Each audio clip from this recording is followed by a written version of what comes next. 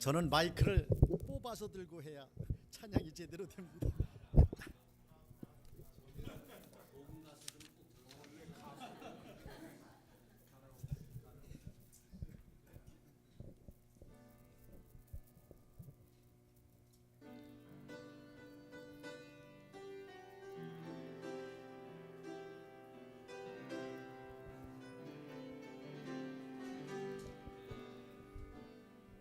저 죽어가는 내 형제에게 생명을 주소서.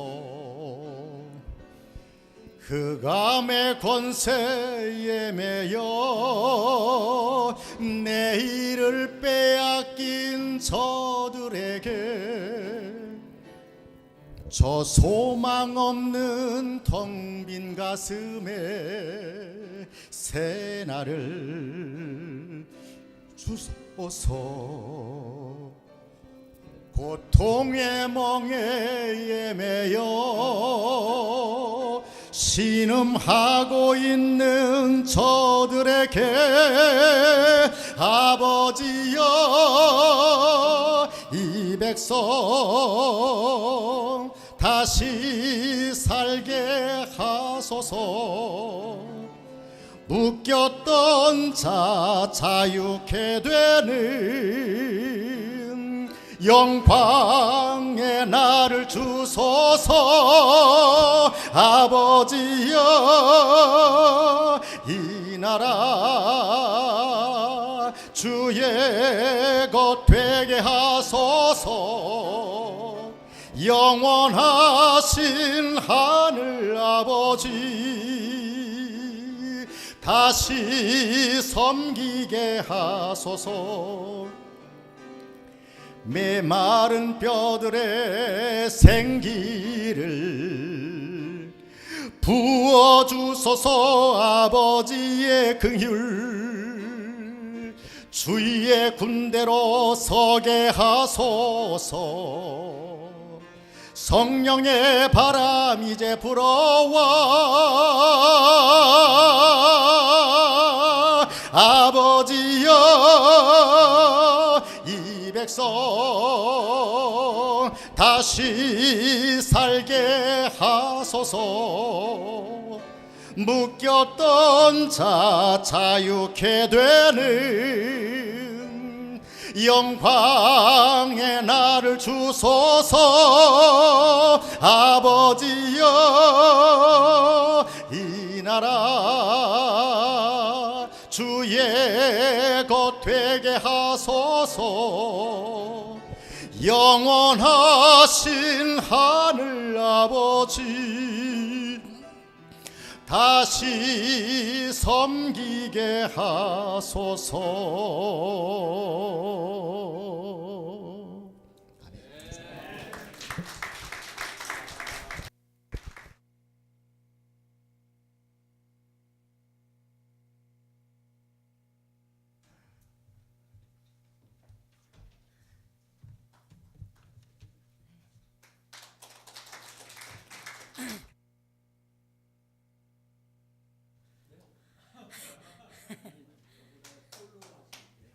이거 지난주에 제가 특송을 했어요. 그래서 저 보고 하라 그래서 네. 다음번에 같이 하겠습니다.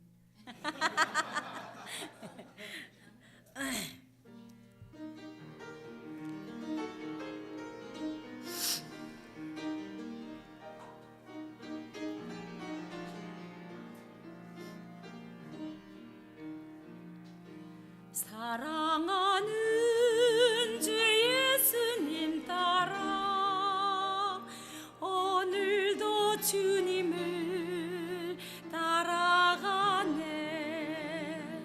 주 예수님의 손을 잡고서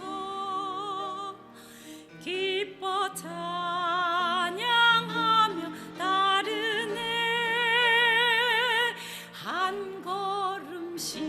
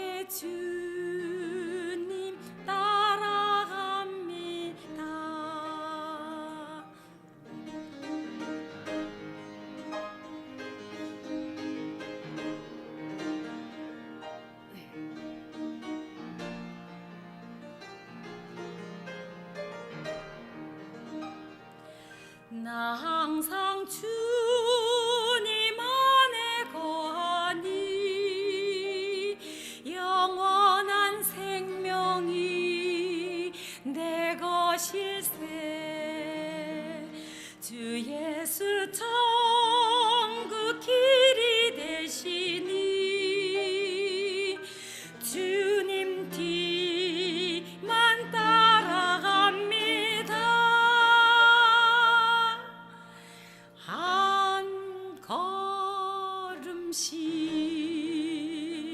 주님의 인도 따라 영원한 번영 집을 향하여 오늘도 천국을 사모하면서 사랑의 주님 따라갑니다. 사랑의 주님 따라갑니다.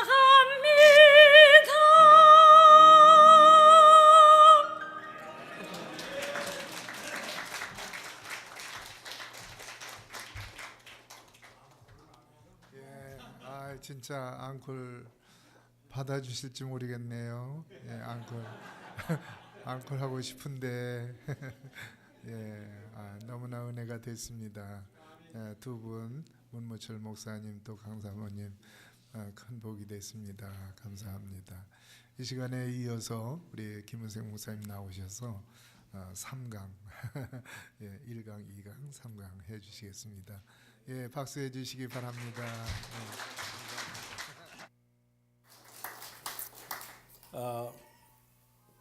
특별 찬송 축복이 되셨죠?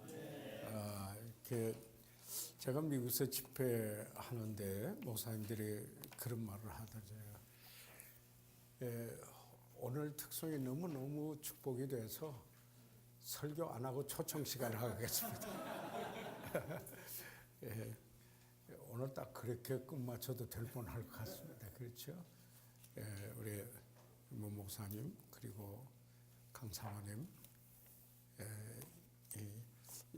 이런 말 했어요. 어떤 때 우리 목사님들 다 설교 말씀 전파자 하니까 저도 그렇고 근데 어느 성도들이나 어느 분이 말씀을 듣고 그 반응에 내가 설교하는 내가 사모했던 말씀보다 더 좋아하는 나보다 더 좋아하는 그런 경험을 해보십니까?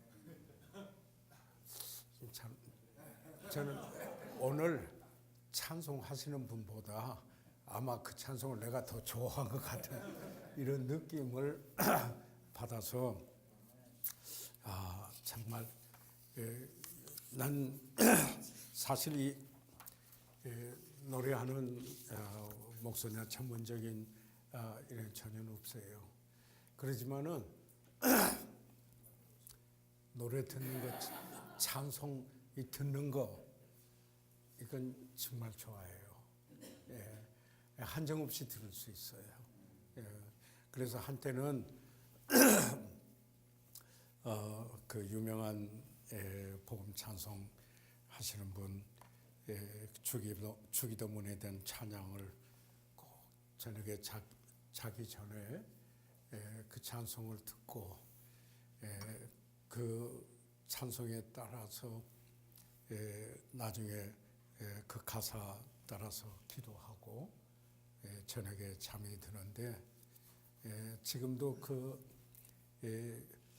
주님이 가르쳐 주신 기도를 하고 그걸 묵상하고 그에 따라서 꼭 기도하고 저녁에 잠자리에 들어서 그렇게 하고 잠이 듭니다. 너무 신령한 노래, 그러니까 성경에 보면은 시와 찬미와 신령한 노래라 그러지 않았습니까? 시는 시편을 노래라고도 하죠. 영어로는 시편을 psalm 그러기도 하지만 song chapter 1 그러면 노래 제1편 시편 이야기잖아요.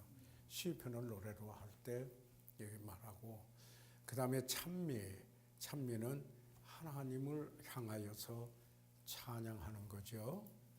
그런데 신령한 노래는 하나님 말씀의 그 진리를 하나님의 하신 일을 노래로 멜로디로 붙여서 내가 나에게 하든 또는 다른 분에게 전달할 때 그것을 신령한 노래라 이렇게 이야기하잖아요. 그래서 우리가 성령 충만하면은 시와 찬미와 신령한 노래로 서로 화답합니다. 그래서 정말 얼마나 우리에게 새 노래를 주셨는데 그 새 노래라는 건 new song 쓰는 것은 없던 노래 새로 줬다 이런 의미보다는 주님의 구속감을 받은 그 노래를 우리들에게 주셨다. 그래서 다른 노래 부른 거하고 다른 의미에서 구속함이.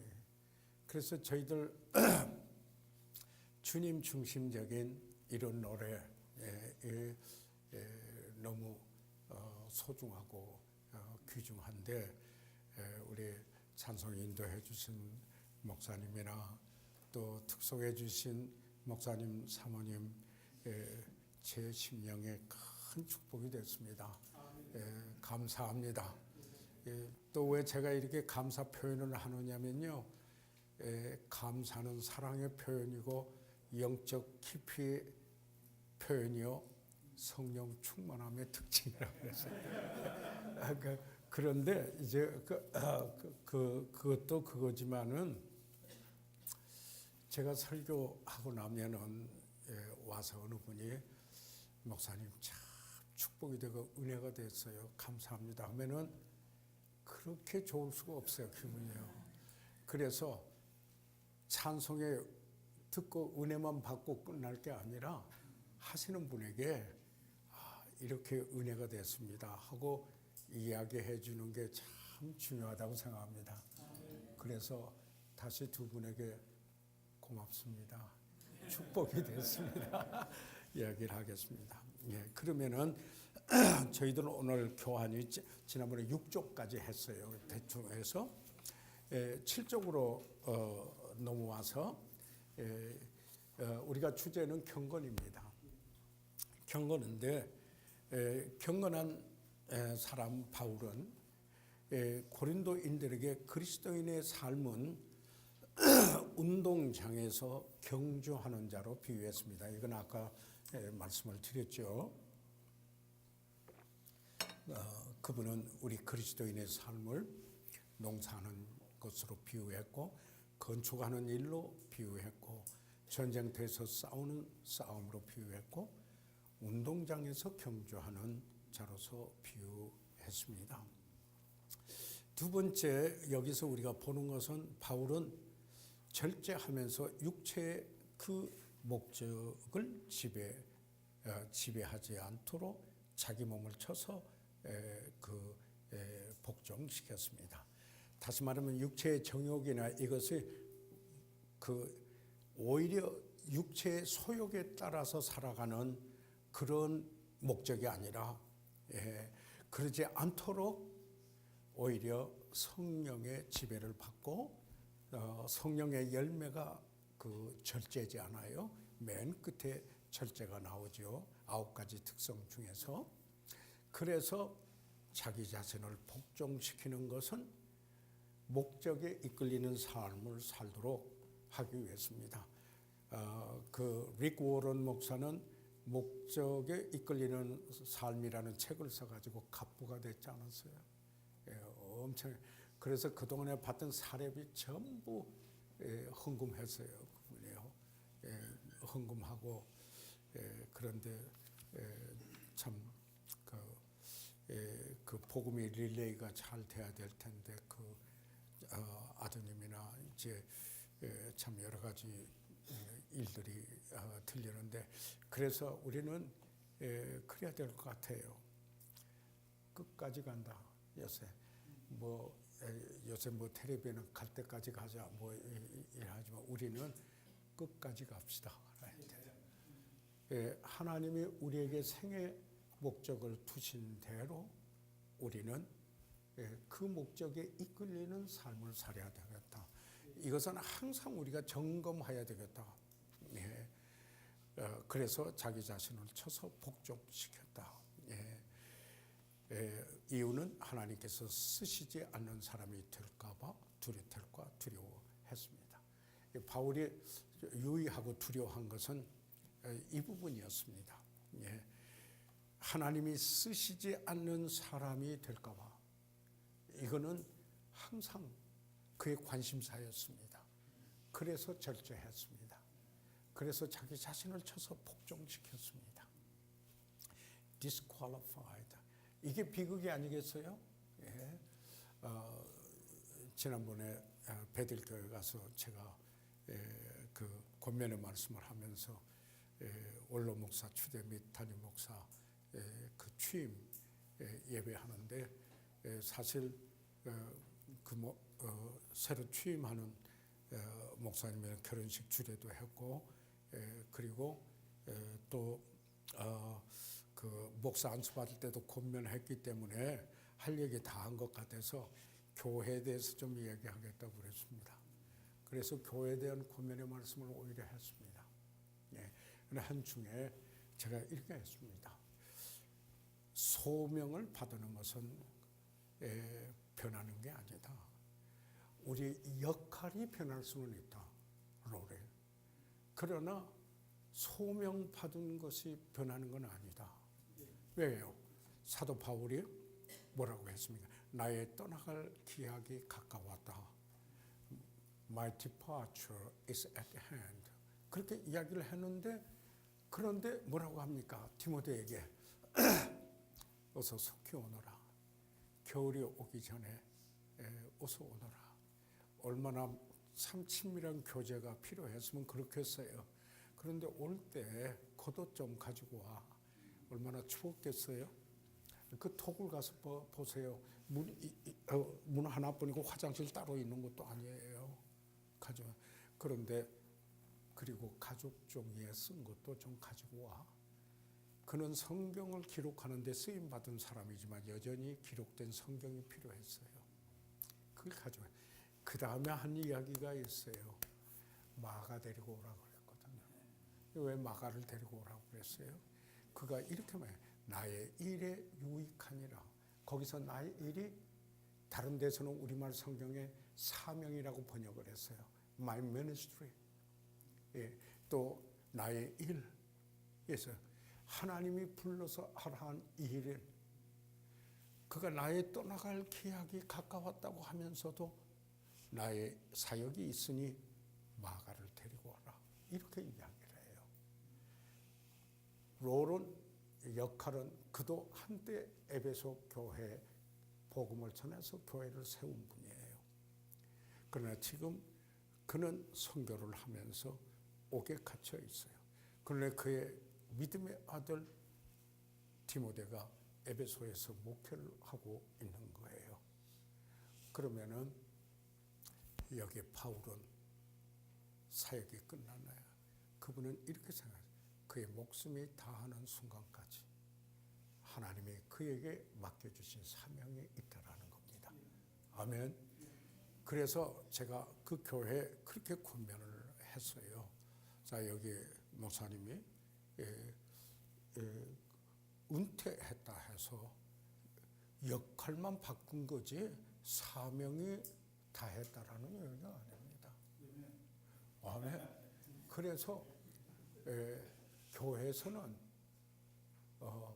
그러한 그 사명을 다할 때까지 기도하고 후원하고 도움이 필요한 것입니다. 아이 목사님들 아멘 좀 하세요. 어느 날 그 길 갈 테니까요. 그 안에 주님이 일찍 오시면 모를까.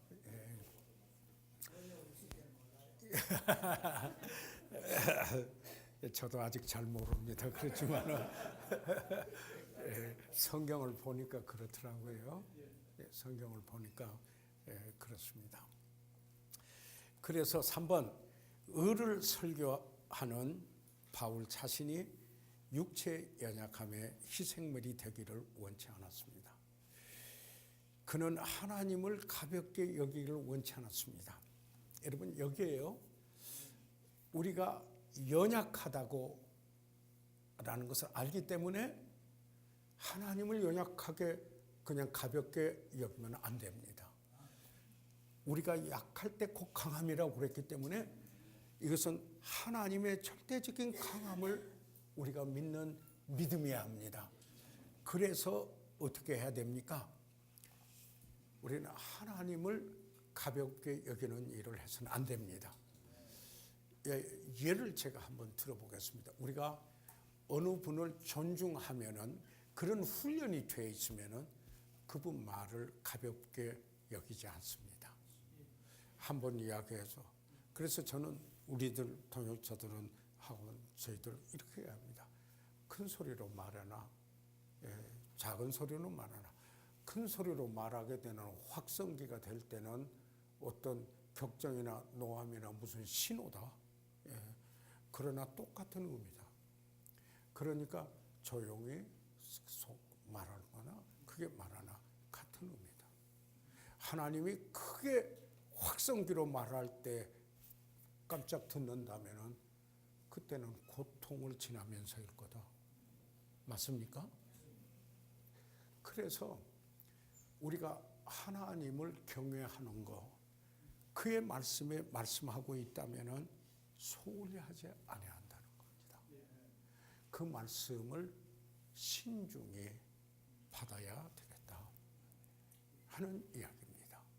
아까 무사람을 공경하라는 말씀 드렸잖아요. 그 들으면서 또 가장 귀히 여기라는 말씀도 드렸는데요. 전에도 제가 말씀을 드렸습니다마는 바울은 디모데에게 이야기하기를 내 안에 있는 소망에 관한 이유를 묻는 사람들에게 대답할 때 온유와 두려움으로 하라고 그랬습니다. 거기서 그 두려움은요, 존중하면서 하라는 말입니다. 그러면은 우리가 사람이나 다른 사람도 무시할 사람이 없고 존중하면서 해야 되는데 하나님에 대하여서 어떤 사람이 내 말을 가볍게 여기고 묵살을 한다면은 화나죠. 그러지 않아요? 존중하지 못하기 그렇게 말했는데도 존중을 못했다. 좀 화가 나죠. 그런데 그렇게 돌이켜 보면은 내가 하나님에 대해서 어떻게 하고 있나? 하나님의 하신 말씀이 의미가 있나? 그래서요, 요즘은 더욱 절절히 성경 공부하고 말씀 이렇게 볼 때 절절히 하나님이 나에게 하신 말씀이 너무너무 의미가 있는 거거든요. 왜 이걸 좀 오래전에도 심각하게 왜 보지 않았던가? 왜 이제 보나? 물론 세월이 흐르면서 그 훈련도 되고 그런 것도 있겠지만은 가장 중요한 것은 하나님에 대한 내 태도다. 이게 경건이라는 겁니다. 이게 경건입니다. 예. 그래서 여기에 다시 3번 의를 설교하는 바울 자신이 육체의 연약함에 희생물이 되기를 원자.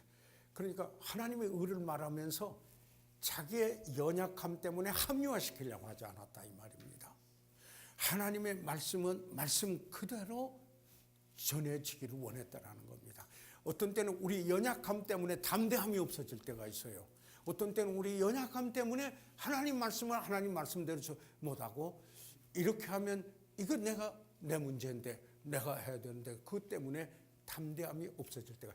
그래서 설교하기 전에 먼저 자기의 삶 속에 필터링을 영화를 시켜서 먼저 내가 하나님이 내게 말씀하고 그래서 내게 말씀하신 것을 나누는 그럴 때 담대함이 있게 된다는 것입니다. 존중하고 그러나 담대하는 것은 사실을 사실대로 말할 수 있는 것입니다. 그래서 4번 바울은 자기를 합리화시키는 합리주의에 빠져들지 않았습니다. 다시 말해서 이런 게 합리주의죠. 내 환경이 이래서 여건이 이래서 설명할 수는 있어요. 합리화시킬 수 있단 말이에요. 이런 형편에 처해 보면 이럴 수밖에 없어서 하나님 말씀 가지고 합리화시켜서는 안 된다라는 겁니다. 왜 그러냐면 그분 말씀은 말씀입니다. 맞습니까? 그분 말씀은 그 말씀대로 전해져야 합니다. 그 말씀은 그대로 받아줘야 합니다. 우리는 그렇게 전해야 될 책임이 있습니다. 합리화시키는 게 아닙니다. 예. 그래서 하나님을 갈망했습니다. 그래서 바울은 거기에서 한 가지 그리스도의 장성한 분량에 이르기까지 여기에 그 사역의 목표에서 성도들에게 그 에베소서 4장에 15절에서 17절까지 있는 말씀에서 우리가 그걸 볼 수 있는 것과 같습니다. 하나님의 진리에 대한 깊은 갈급함이 있었습니다. 그래서 그 밑에 줄을 하나 더 그어놓으실까요? 하나님을 경외하였으며 하나님을 신중히 모셨습니다. 이게 이제 태도입니다. 그렇죠? 이게 경건이라는 말입니다. 이런 게 없이 어떻게 경건을 이야기하겠나? 내가 머리를 밀었다. 그게 경건인가? 왜 하는 거죠? 내가 수염을 이만큼 길었다. 그게 경건이겠는가? 그런 이야기입니다. 외모 아닙니다. 하나님은 우리 중심을 보는 거예요. 하나님에 대한 태도입니다. 아멘. 태도는 경쟁력이라고 했습니다. 우리가 관계를 맺는 데 있어도요, 태도가 나쁘면은 깊은 관계를 못 맺습니다. 편의상 관계를 맺을 수는 있어요. 그런데 리더십에서도 관계는 이게 영향력이에요. 그래서 심지어는 정체성을 우리가 말할 때 철학에서도 관계에서 정체성을 말하잖아요. 저는 우리나라의 석학이라고 하시는 박종훈 교수 그 강의를 3년을 들었어요. 그분이 논리학으로부터 인식론에서 칸트의 인식론까지 이야기를 하시는데 그분의 그 변증법에 관한 강의는 아주 그 명강이었어요. 그런데 그분이요, 뭘 이야기를 하느냐면은 이 관계에서 아이덴티티, 정체성을 철학에서도 정체성을 찾는다고 그래요. 그분 예를 제가 한번 들어볼게요. 전화했는데 그분이 이러대요. 왜 하필이면 한 많은 나라 중에서 한국에서 태어났을까? 예? 관계를 부인했어요. 그 다음에요. 그러면 왜 한국의 그 많은 곳 중에서 왜 하필이면 함경도에서 태어나니까? 아니야. 그 관계를 부인했어요. 그런데 하필이면 왜 그 함경도에서도 함흥이라는 곳에서 태어났을까? 관계를 부인해. 그분 얘기를 제가 그대로 하는 겁니다. 그런데 그 다음에 그분이 뭐라고 하냐면 하필이면 왜 박종호 박씨 집안에서 태어났을까? 부인해 버렸어요. 그랬더니 내가 없더라는 거예요.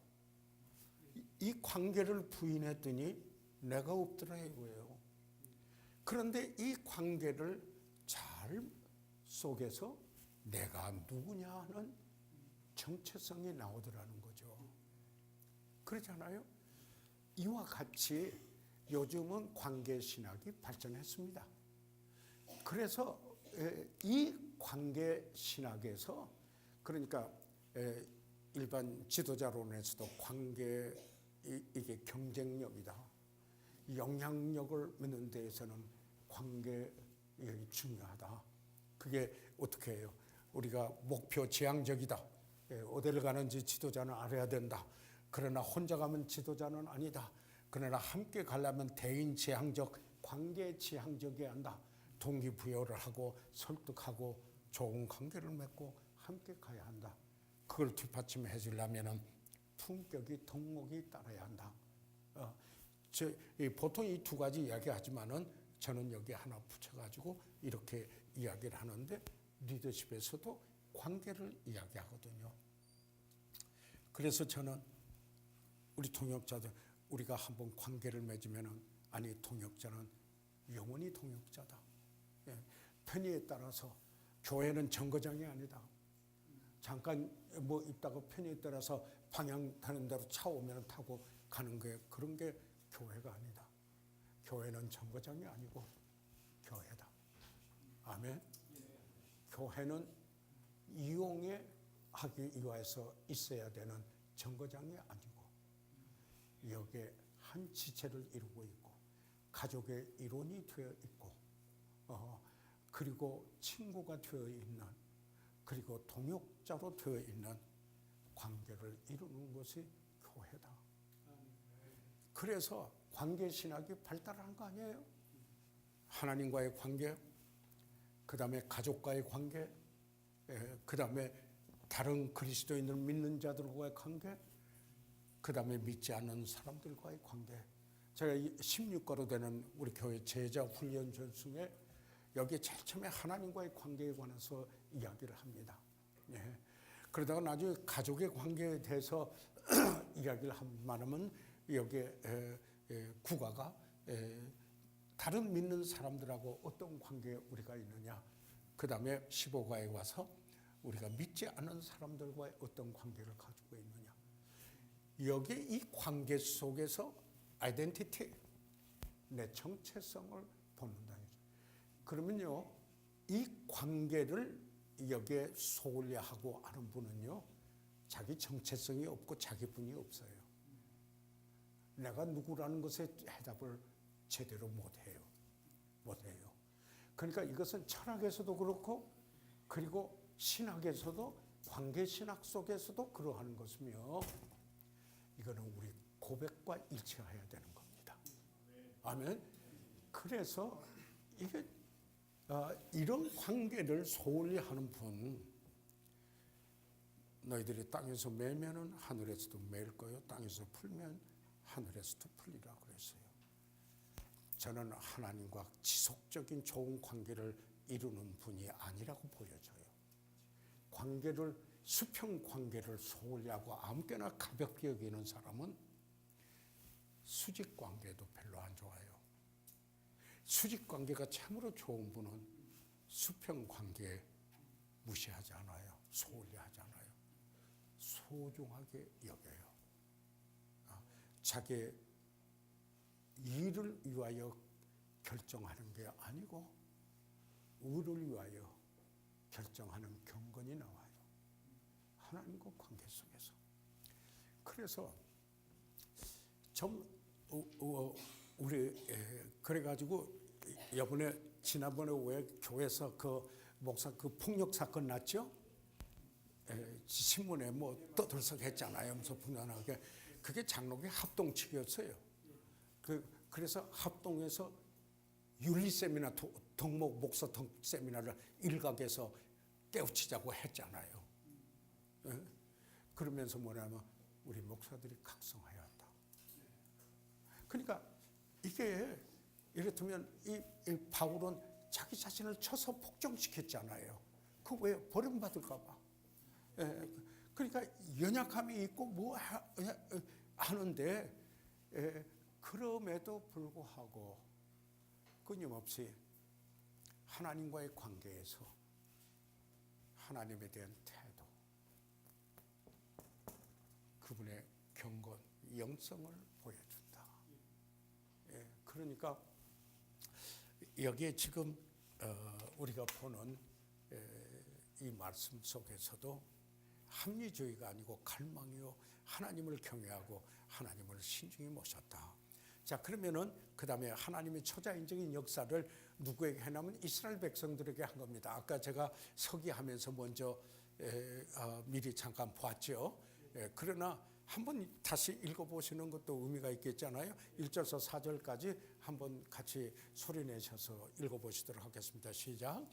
형제들아, 너희가 알지 못하기를 내가 원치 아니하노니 우리 조상들이 다 구름 아래 있고 바다 가운데로 지나며 모세에게 속하여 다 구름과 바다에서 침례를 받고 다 같은 신령한 식물을 먹으며 다 같은 신령한 음료를 마셨으니 이는 저희를 다루는 신령한 반석으로부터 마셨음에 그 반석은 곧 그리스도. 여기에 그 밑에 1번 한번 보세요. 앞에 말씀에 다입니다. 그 가로역기가 다예요.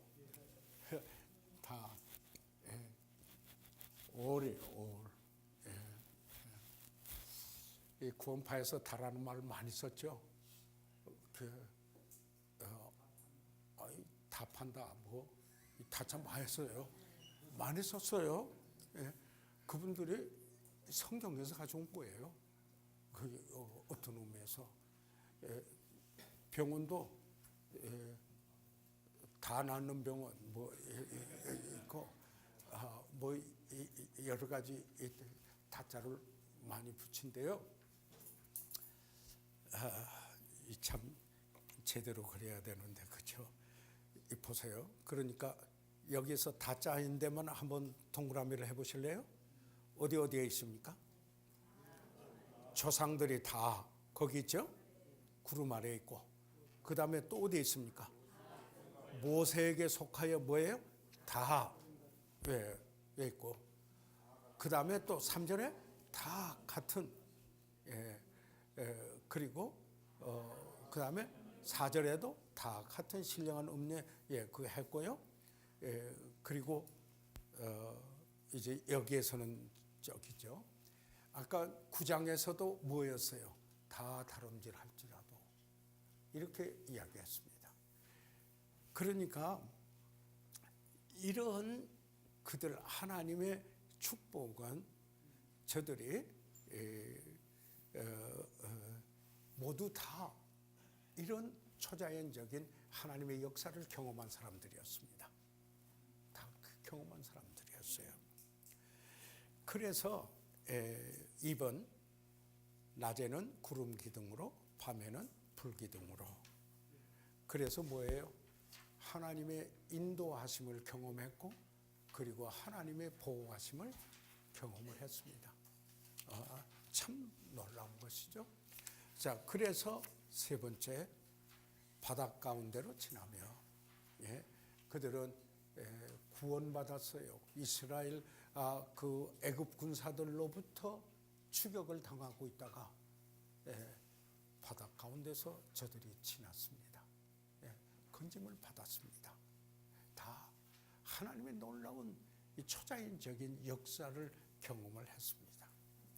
모세에게 속하여 그들은 모세의 인도하심을 받는 하나의 공동체를 이루고 속했는데 모형적으로 이것은 우리가 구원받으면 예수 그리스도에 속하였다 하는 것을 의미한다. 이 강해자들의 특별히 달라스 신학대학의 교수들로 나오는 그 주석책이 있어요. 제가 참고를 많이 하는 건데 이렇게 보니까 그렇게 거기도 이야기를 했더라고요. 그래서 연결이 되어 있는 거예요. 그게 다섯 번째 신령한 식물을 먹으며 그들이 먹을 거 없다고 그래서 만나 주셨잖아요. 그리고 또 뭐예요? 그것 가지고는 부족하다 그러니까 고기 먹고 싶으니까 메추라기까지 주셨죠. 참 하나님 굉장히 오래 참으시는 하나님이시죠. 사랑하기 때문에 그 하나님을 우리 같다고 생각하면 큰일 나요. 그리고 또 물이 없어 난리를 피니까 반석에서 물을 내셨지. 신령한 물이죠. 이렇게 반석으로부터 마셨음에 무엇을요? 주님으로부터 오신. 그러니까 이게 전부요. 우리 영적 생활을 지금 바울이 고린도인들에게 구약에 있는 역사적인 사건을 가지고 지금 현재 저들에게 교훈을 주고 있는 거예요. 그런 그들이 어떤 일을 했나? 자, 그러면서 고린도인들에게 여러분 한번 생각해 보시오. 그냥 하나님 무시하고 말씀 저기하고 죄 짓고 그냥 지나가리라고 생각합니까? 이런 겁니다. 그래서 6번 하나님은 역사하셨습니다. 그때 하나님이 일하셨기 때문에 그런 거거든요. 기적은 매일 일어납니다. 사실 우리 구원부터 기적입니다. 그렇잖아요. 저는요, 돌이켜 보니까요, 뭐냐면 우리가 한 것은 기적이 아니에요. 우리가 할 수 있는. 그런데 하나님이 하신 것은 기적이에요. 맞습니까? 그래서 바울이 늘 이야기하는 게 심지어는 느헤미야를 한번 보시기 바랍니다. 느헤미야에도 보면은 반대가 있었어요. 그런데 저희들이 일할 마음이 있었어요. 그래서 저희들이 일을 이루었어요. 그리고는 저들에게는 어떤 간증이었냐면 하나님이 일하셨다 그랬어요. 그러니까 그건 자기들 힘으로는 안 됐다라는 거예요. 그래서 하나님이 일하셨다. 은혜가 그러하듯이 그러니까 우리가 목표를 세울 때도 우리 힘으로만 충분히 할 수 있는 목표는 목표가 아니다 그러잖아요. 그러면 나중에 우리가 했다 그렇게 되거든요. 그러나 그 목표는 우리 힘으로 할 수 없는 목표인데 하나님이 이루어서 하셨다 하면은 하나님의 영광을 돌린다. 그래서 이게 참 중요하다라는 거죠. 그래서 이곳 저곳에서 하나님의 이야기를 하였습니다. 그 하나님의 임재하심을 끊임없었어요. 그래서 그들은 그때는 어떻게 막 노래도 하고 춤도 추고 막 이러고 그냥 감사하고 그럽니다. 그러다가 또 어떤 일이 생기면 금방 달라져요. 교훈을 주는 거예요. 밤과 낮으로 갖는 사경회 같은 분위기였습니다. 그러니까 할 때는 여러분 어떠세요? 하나님의 놀라우신 은혜가 넘치고 축복을 경험할 때, 그리고 뭐 집회할 때 정말 사경하지 정말 좋지 않아요? 이거 언제 끝났냐 그런 거 아니잖아요. 그저 감격스럽고 이렇거든요. 그들이 그럴 때는 그랬을 거라 이 말입니다. 여러분 한국의 부흥회 시작됐을 때 뭐가 제일 유행했는지 아세요? 사경회예요. 부흥회가 아니고 사경회였어요. 사경회는 성경을 연구하는 모임이에요. 성경을 공부하는 모임이었어요. 그런데 지금은 작년부에 성경 공부가 없어졌어요. 주선의 교수가 강나루 신학교 교수하던 분이 그런 얘기를 해요. 한국에 작년부에 성경 공부가 없어져서 한국의 성경적 가치관을 가지고 뭘 하려고 하지 않는다. 기분 좋으면 괜찮아요. 유의되면 괜찮아요. 그저 마음에 저기 하면은 그냥 그렇게 하나님이 뭐라고 말씀했는가 별 관심 없어요. 왜냐하면 성경 공부를 안 하니까. 해보시지 않았어요? 예배 때 와서 요즘은 패러다임이 일주일에 한 번 나오는 50% 이상이 일주일에 한 번뿐이 안 나오는데, 여러분 그 일주일에 설교할 때 여러 사람을 상대로 설교해가지고 제자 훈련 되던가요? 네? 우리 목사님 공감하시면 좀 반응 좀 해주세요. 그러면은 어떻게 해야 돼요? 공부해야 돼요. 그래서 저는 화요 공부하고요. 목요일 날은 새생명반 성경 공부하고요. 목요일 날은 그렇게 하고 화요일 날은 성경 가지고 공부하고요. 우리 금요일 날 제가 몸이 아파서 가끔 빠질 때가 있었는데요. 그러면 우리 경가지 목사님이 하는데 금요 조창 기도회 때요, 제가 목회 서신을 다 했어요. 우리 동역자들만 있을 뿐만 아니라 우리 성도들이 도대체 성경에서 목회를 어떻게 말하고 있는가? 우리 집사님들도 있으니까. 그러니까 준신학교식으로 했어요. 거기에서 변증, 그리고 왜 신학교에서는 그것까지 다 해야 하잖아요. 그래서 이런 의견 저런 의견도 이해한데 그러나 결론은 그러나 나는 이렇게 믿는다. 이런 결론을 줄 수 있어야 되는 거죠. 그냥 이렇게 이런 신학적인 견해가 있다. 그걸로만 끝나면 방향이 없어요. 예를 들자면은 그런데 거기까지는 안 가지만은 우리 교회 하나님 말씀을 공부하는 데는 준신학교까지 한다. 그래서 고린도전서 다 했어요. 그 뒤에 목회 서신하고 나서 지금 고린도 후서 마지막 부분 남았어요. 13장 9절 이하에 남았어요. 그거 끝나면은 다른 책 가지고 봐야 돼요. 제가 격주로 다시 장기문 남자고 제가 몸이 좀 저기 해가지고 야간 성경 학교를 잠깐 쉬었어요. 얼마 동안 쉬었다 보니까 직장에서 일하는 분들이 성경 공부를 집중해서 하나님 말씀을 접하는 공부하는 그러잖아요. 산부 예배, 찬양 예배하면 찬양도 하고 막 이렇게 하지만은 그러다가 보면 하나님 말씀의 핵심적인 강조점에 약해질 수도 있어요.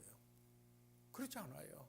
그러면 성경적 가치관을 위해 성도들을 세워야 되는데 지금 세워야 되는데 이 하나님 말씀이 그래도 가장 소중한 것을 인식되어지면서 함께 여겨야 하는데 잘못하면 프로그램 짤 때 말이에요. 다른 건 시간 충분히 하면서 말씀은 한 10분 15분만 레크레이션 하는데 15분 20분 하면서 그럴 수도 있다. 그런다 그런 말이 아니고요. 그럴 수도 있다라는 이야기예요. 그래서 목요일 날 성경 공부를 격주로 시작해요. 전에는 제가 그 강남도 들어가고 시흥동에도 갔고요. 거기에서 나온 분이 박영근 선교사님 4분이 나왔고 그리고 이 강남에 안 간 데가 없었어요. 그거하고 이쪽에 그러다가 합해가지고 성경 공부를 했는데요. 전에는 저희가 저녁에 저녁 예배를 할 때 오후 3시에 그 지도자 성경 공부를 했어요. 거기에 출석하시는 분만이 거의 집사가 됐어요. 예를 들자면 전에 이야기에 지금은 3부 예배 하니까 그렇게 안 돼요. 왜냐하면 멀리서 와서 이사들 가시고 그때는 이쪽에 사시는 분들이 많았어요. 그래서 중요한 것은 물론 보세요. 여러 가지 프로그램이 다 중요해요. 그러나 그 모든 프로그램 속에 하나님을 경외하는 하나님의 말씀을 존중히 여기는 이러한 목회가 되지 않는다면은 누구 보고 신앙생활 하겠어요? 목사 보고? 그러면 목사도 어느 날 실패하는데 그러지 않아요? 서로 바라보고 하나님 말씀 보고 신앙생활 하도록 말씀의 가치로 이게 교회의 교육이잖아요. 교회 기능 중에 우리가 예배 공동체, 교육의 공동체 그러잖아요. 그 다음에 교제의 공동체, 전도 선교의 공동체 그러잖아요. 그 다음에 봉사의 공동체 뭐 이렇게 하면서 지역사회에서 칭찬을 들었던 초대 교인들처럼 간증을 남기는 그들의 신앙은 동의하지 않지만은 영향이 있어요. 그래야 된다. 좀 이래가지고 이런 흉내내고 저런 흉내내고 좀 창의적이더라도 자기가 이제 저기 한 거라도 하나님 말씀에 집중해서 교육을 하면은 거기에는 남는다 이 말입니다. 맞습니까? 저는요 이렇게 이야기를 합니다. 어떤 일 때문에 지난 목요일 날 우리 성경 공부 저녁에 야간 성경하는데 모이는데 좀 어려웠어요.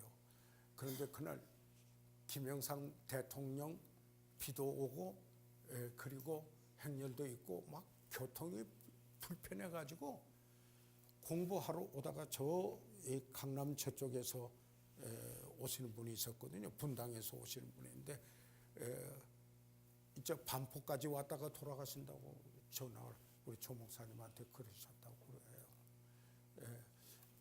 좀 적게 모였어요. 그러나 내가 그랬어요. 적게 모였다고 가볍게 할 것인가? 그렇지 않아요? 거기 모인 분들이 귀중한 분들인데요. 예, 그러니까 우리 동역자들하고 늘 하는 거예요. 몇 명이 모였다고 해서 숫자에 따라서 내가 격려와 동기부여는 받을 수 있지만은 내가 말씀을 전하고 귀하게 여기는 그 가치가 달라져서는 안 된다. 예, 그날 최선을 다해 몇 분을 맞아요. 예, 그래도 그날 제가 보니까 한 30여 명 오셨어요. 예, 30여 명 목표에도 왔는데 소중하지 않아요? 그래 이제 성경 공부에 우리 요즘은 일주일에 한 번만 하는 게 파라다임에서 예배 한 번 하고 이제 그만 이렇다면은 편의 위주 이렇게 됐고 그다음에 희생하고 들은 거 안 하려고 그래요.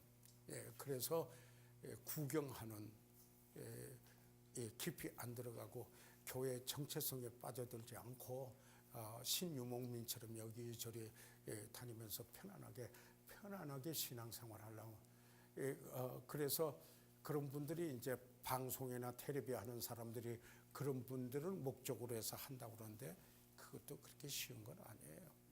나는 구TV도 하고 극동방송도 하기 때문에 늘 대화를 해서 알아요. 그리고 지금 한국 교계의 형편이 어떻게 돌아가는가? 이것은 내가 얻는 정보뿐만 아니라 책을 통해서뿐만 아니라 이런 분들의 접촉을 통해서 간파할 수 있어요. 그런데 가장 큰 위기 중에 하나가 성경적 가치관이 교회에서 없어지는 거예요. 그건 왜 그런가? 성경 프로그램은 있는데 성경 중심 프로그램이 약해요.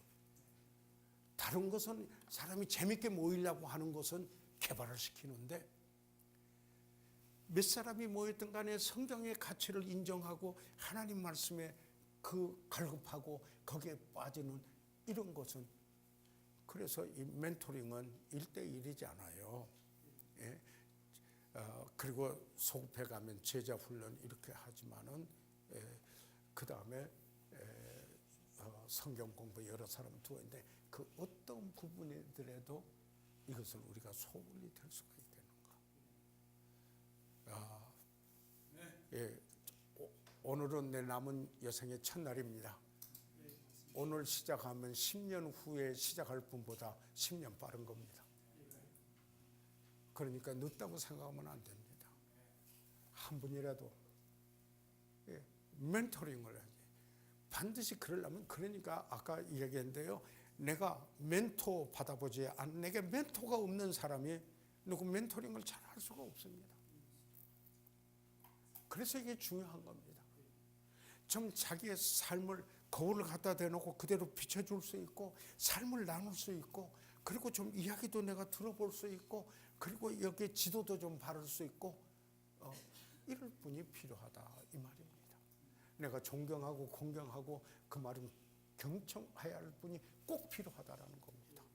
그럴 뿐만 아니라 내가 그런 영향을 줄 수 있는 그렇지 않고 내가 이만큼 됐는데 나는 이제 그 사람 거기서부터 멈추는 겁니다.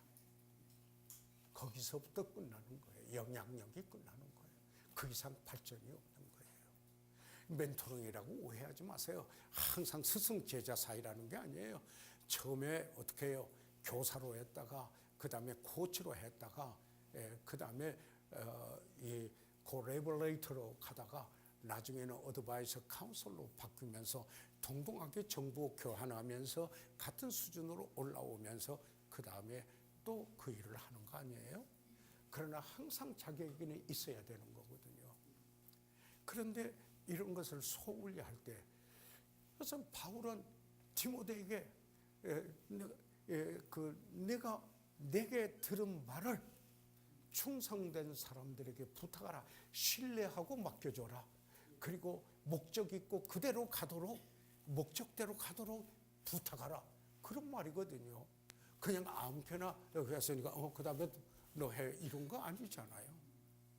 그리고 그가 다시 다른 충성된 사람들에게 물론 다른 사람들에게 했지만 이게 뭐예요? 멘토링. 그리고 이게 뭐예요? 릴레이. 연결이잖아요. 연결도 돼야 되고 이런 연결이 필요하다. 예. 그래서 이런 연결을 잘하는 분들이 결과적으로 성공하는 분들이다. 라고 이야기합니다. 그래서 여기 3번으로 가죠. 제가 시간이 저기 했는데 어떻게 잠깐 화장실 갔다 와서 하실까요? 아니면 그냥 나갈까요? 물어보고 하죠. 저 오래 앉았기에 거북하시면은 저는 지금 한참 하는 중이니까 저보고 물어보려면 제가 결단을 잘못할 수가 있어요. 여러분들. 그러면 한 5분간만 쉬었다가 왜냐면 가로놓기는 다 해드릴게요.